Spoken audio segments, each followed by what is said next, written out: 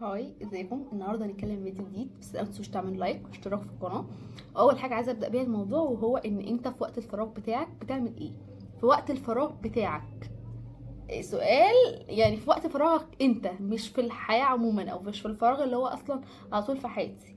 بمعنى ان احنا اوقات كتير قوي عندنا فراغ بلا معنى، عندنا وقت كتير قوي فاضي، مش عارفين هو جاي منين، او احنا بنعمل فيه ايه، او احنا المفروض نستغله ازاي. وانا مش بتكلم النهارده عن ازاي نستغل وقت الفراغ، لا، هي الفكره اصلا ان احنا يبقى عندنا فراغ كتير في حياتنا زياده عن اللزوم. اللي هو انا حياتي كلها فراغ.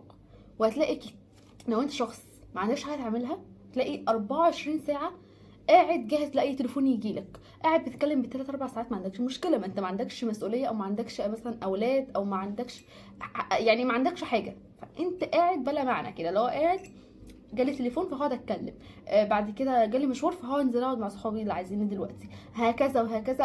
انا فاضي. طب ايه يعني لما يكون عندي وقت فراغ؟ في فرق بين انا عندي وقت فراغ مثلا يوم محدد في الاسبوع، فده انا برحب بيه جدا، او ده وقت الراحه بتاعي، فهل بقى ده هقضي وقت الفراغ ده ازاي؟ دي هترجع لي. ده وقت ليا. انا عندي اسبوع اجازه، في اكيد اوقات فراغ فيه. هل بقى هتعلم فيه حاجه؟ هل هنام؟ هل هسيب هقضي كده زي ما انا عايزه، اللي هو يعني هقضيها زي ما هي تيجي زي ما تيجي، دي براحتك.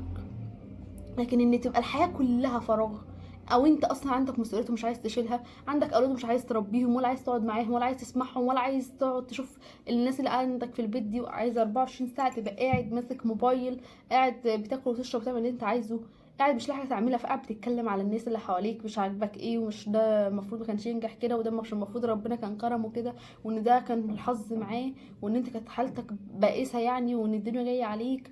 وبعد كده نقعد نشتم في الناس، وبعد كده نقعد نجيب سيرة الناس، وبعد كده نقعد ننام مع الناس، وهكذا بقى. ما انا فاضي يعني، انا فاضي، فانا يعني هعمل كل ما بدالي. ليه؟ بسبب ايه؟ بسبب وقت الفراغ اللي بيبقى زيادة قوي عن اللزوم عندنا. فكرة ان احنا لازم يبقى عندنا وقت، ولازم يبقى عندنا وقت فاضي، لان فعلا الحاجات الكويسة والابداع والتفكير والافكار الكويسة قوي ما بتجيش غير من وقت الفراغ. بس هو وقت الفراغ ده لو هو 24 ساعة وقت فراغ، لو هي حياتي كلها انا مقضيها شهر اتنين وقت فراغ ما عنديش حاجة اعملها، فبعمل اي حاجة في حياتي عشان املى الوقت اللي مش فاضي ده، او املى الفجوة اللي جوايا، اللي انا حاسة ان في حاجة انا بعمل بس انا مش عارفة هو فين اللي انا بعمله. ده بسبب ان انا بعمل برضو حاجات كتير قوي، بس هي ملهاش معنى في حياتي، او هي ملهاش معنى بالنسبة لي. يعني انا ممكن اكون بعمل حاجات كتير قوي يعني، مثلا بشتغل وبذاكر وكل الحاجات دي بعملها، انا عارفه ايه المعنى في حياتي فيها؟ لا. امال بعملها ليه؟ انا بعملها كده. فبرضه هتحس بفجوه، وهتحس بفراغ، وهتحس ان حياتك مش عاجباك، لان ببساطه انا مش حاسس بالحاجه اللي انا بعملها، لان انا اصلا مش عارفه انا بعملها ليه. فلو انا برضه مش عارف ايه اسباب الحاجه اللي انا بعملها، او اللي انا بشغل عليها، معلش، ما انت برضه هتحس بفراغ، وهتحس ان انت مهما تعمل حاسس ان في حاجه فاضيه كده انت مش عارف تملاها، ايا كان ايه الحاجه اللي بتعملها. فمهم يبقى عندك وقت فراغ، عشان وقت الفراغ ده هو اللي هيخليك تبدع. بس وقت الفراغ ده بيجي مره، مره في اليوم، مره في الاسبوع. هقعد مع نفسي بالليل، هسيب التليفون وهسيب دماغي شويه تشتغل. بالليل انا بفكر، انا بشوف انا بفكر ازاي، هل انا بطلع لفوق وانا بفكر بس في الحاجات الماضي اللي زمان دست على وشي بس. يعني نفوق بقى، يعني نفوق بقى، عشان خاطر احنا طول ما احنا مركزين بس مع الناس كلها، والشخص اللي هو حاسس ان الدنيا كلها حواليه تحفه مع الناس كلها، هو بس اللي وحش، فهو عشان عنده الوقت مش عارف يعمل بيه ايه. وانت كده كده هتزهق، كده كده هتمل اوقات، هتحس ان هو الحياه انا مش عارف انا بعمل كده ليه اصلا، او ايه. طب وبعدين؟ يعني انا مثلا عندي مثلا قاعد مثلا من الشغل مثلا، قاعد مثلا بقالي 4 شهور، على افترض انا قاعده 4 شهور مش عارفه بعمل ايه، مش عارفه. هقوم هرسم مثلا شويه لو انا هوايتي رسم، طب انا زهقت من الرسم، طب ما انت هتزهق لو انت مش عارف ايه معنى الحاجه، او مش عارف تقدر وقتك بثمن. عمرك ما هتحس بالحاجه اللي بتعملها، هتحس ان انت فاضي، مفيش حاجه ماليه اللي جوايا مهما بعمل حاجات كتير. ليه؟ عشان انا ارجع للسبب الاساسي، هو ان احنا مش وقت فراغنا بنملى اي حاجه كده نعملها خلاص. وقت الفراغ ده احنا المفروض نكون عارفين ازاي نستغله. انا هرتاح شويه، لا انا هفصل شويه مع اصحابي، لا انا هقعد شويه هتعلم حاجه انا عايزه اتعلمها، لا انا هخرج، انا هسافر. ده وقت الفراغ بتاعي انا. لكن لما اكون حياتي كلها سايباها فاضيه، انت هتبقى عندك اوفر ثينك بطريقه انت ما تتخيلهاش. واغلب الاوفر ثينك والتفكير الزايد ما بيجيش غير من كده، ان انت مش بتتعب. يعني هو يعني احنا لو كنا قارنا واحد طول اليوم في شغل، بعد الشغل بيطلع يروح على اولاده، هيشوفهم النهارده وهيقعد معاهم وهيشوف مثلا، يعني هيقعد معاهم شويه، بعد ما يخلص هينزل مثلا يجيب طلبات البيت، بعد ما يطلع هيتعشى مثلا مع اولاده ومراته، وبعد كده مثلا هيدخل ينام عشان عنده شغل بكره. هو مش هيبقى عنده وقت اصلا، ولا هيبقى عنده دماغ ان هي لسه هتبقى اوفر ثينك بالليل. لا لا لا خالص، هو هيبقى تعب ويعني مش قادر، فهو هيصدق اللي هو يجي السرير عشان هينام. مش هيقعد بقى يفكر زيك انت 4 3 ساعات قاعد بيفكر مش عارف يعمل ايه، وعمال يفكر في حاجات هي اصلا مش عارفه هو بيفكر فيها ليه. بس هو يعني اللي هو ايه، هو بيفكر تفكير زايد بزياده ومفرط بزياده، عشان دماغه ما بتعملش حاجه، ما بتتعبش، او انا جسمي مش بيتعب. فبالتالي لما بقعد بالليل انا قاعده، انا مش عارفه انام.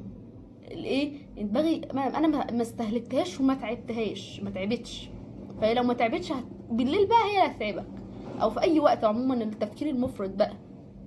فالفكره مش فكره ان انا اشغل وقتي باي حاجه وخلاص، الفكره ان انا ميبقاش عندي فراغ بزياده عن اللزوم، ان الفراغ قاتل. الفراغ هي بجد هيبهدلك. الفراغ هو اللي بيعمل ضغط نفسي. لما تحس ان انت قاعد مش عارف هتعمل ايه ولا ايه ولا ايه، وتيجي تقعد كده تكتب الورقه وقلم وتشوف انت عندك ايه، ممكن ما تلاقيش عندك غير حاجتين. طب ليه انا عندي ضغط نفسي كده؟ بسبب في فراغ انت مش عارف تملاه، ومش عارف تعمل بيه ايه، ومش عارف تستغله ازاي. ف الا الفراغ، اشغل يومك واعمل اي حاجه، اتعلم اي حاجه، لان طول ما في فراغ طول ما انت تعبان بجد. لان هو هيتعبك من التفكير ومن الضغط، وهيتعبك ان انت حاسس ان انت مش بتعمل حاجه، ولو انت مش عارف انت بتعمل حاجه دي ليه هيخلي حياتك ملهاش معنى. فوقت الفراغ انا هستغله ازاي بقى، دي حاجه تانية ومواضيع تانية كبيره، ويعني يطول فيها الشرح. بس هي الفكره ان انا مبقاش عندي وقت فراغ بزياده عن اللزوم، او انا تبقى حياتي كلها فراغ مش لاقي حاجه اعملها. طلعت مثلا من الجامعه خلاص قاعده في البيت، ولا بشتغل، ولا عندي مثلا حد هعلمه مثلا حاجه، ولا انا هتعلم حاجه، فانا قاعده. لا بجد برافو، انت قاعده بقى هتعملي ايه بقى؟ ما عنديش حاجه، هقعد اتفرج على مسلسلات، بعد المسلسلات هقعد مثلا هعمل حاجه، هعمل سكرول على تيك توك، على فيسبوك، على ايا كان انا هقعد اعمل ايه. بعد كده هزهق فهعمل نفس الحاجه، بعد كده نقعد نتكلم مع ده شويه على الموبايل، بعد كده نقعد نتضايق شويه فنقعد نقول الحياه رخمه ليه، وهكذا. ما هو ده فراغ، ما انا قاعد متخرجه ما بروحش في حته وما عنديش مسؤوليات، فانا قاعده مش عارفه هعمل ايه. فبالتالي تعرفي بقى تستغلي الوقت ده في انك تشتغلي حاجه انت عايزاها، تقعدي تتعلمي حاجه بعد كده تجيب لك فلوس ليكي انت او انت، يعني ايا كان بقى اللي هتعمله. بس هو وقت الفراغ بيتعبك، بتحس ان انت قاعد مش مبسوط، ما انا مش راضي. في فرق بين وقت فراغ حاجه صغيره انا قاعد فيها مش عايزه، اللي هو مش عايزه الوقت ده يخلص عشان انا بعد كده عارفه ان انا هرجع لتعب، او بعد كده عارفه ان انا هرجع لشغل، غير بقى ان انا اصلا على طول فاضي كده، فاللي هو انا مش حاسس اصلا ان انا بتعب، فاهمين؟ فوقت الفراغ ما يطولش، وعندنا فراغ نعرف ازاي نملاه، عشان بجد الفراغ هو اللي عامل لك الضغط، وهو اللي عامل لك الضغط نفسي، وهو اللي محسسك بالاوفر ثينك والتفكير الزايد قوي اللي انت واقع فيه، بسبب ان انت مش بتهلك دماغك. لو انت طول اليوم بتهلك جسمك ودماغك، ويعني طول اليوم بتشتغل او بتعمل حاجه، تيجي بالليل زي الام اللي بتقعد طول اليوم في عيالها، بتربيهم وبتاكلهم وبتشربهم، بتروق مكانهم وهكذا بقى يعني، ولو بتشتغل وهكذا، بتيجي بالليل خلاص هي تعبت فهي هتنام، لان هي طول اليوم بتشتغل، حتى لو مش بتشتغل شغل بس هي بتشتغل في البيت فبتتعب نفسها، فهتيجي بالليل تنام. انت من ضمن الاسباب التفكير المفرط ان انت ما بتتعبش نفسك، فدماغك فاضيه، فدماغك طول ما فاضيه وانت مش بتعمل لها حاجه، هتيجي بقى تشتغلك انت بقى بالليل لو انت مش هتنام النهارده. فمن ضمن الاسباب التفكير المفرط ان احنا عندنا فراغ، فمش لاقيين حاجه نعملها، فبنتعبش دماغنا، فدماغنا بتبقى فاضيه، فبالتالي هتطلعوا علينا بقى. هنعمل ايه بقى في وقت الفراغ ده؟ نشغله بحاجات تنفعنا. تمام. اتمنى تكونوا فهمتوا القصد من الفيديو، وعايزاكم تتوقعوا ان الفيديو الجاي انا هتكلم على انهي حاجه بالظبط، او ايه الموضوع اللي ممكن اتكلم فيه، واقترحوا برضو عليا. والفراغ قاتل، بلاش فراغ، لان الفراغ بجد هو اكتر حاجه متعبه. يبقى عندك جزء صغير فراغ تعمل فيه حاجه اللي انت عايزها، بس حياتك كلها لو هي فراغ اعرف ان انت هتتعب نفسك بس، وتقعد تفكر في الماضي، وتقعد تفكر في الناس اللي تعبتك، وهتقعد تفكر كتير قوي قوي قوي، ومش هتوصل لحاجه غير ان انت هتتعب نفسك بس. فاشوفكم في فيديو جديد، باي باي.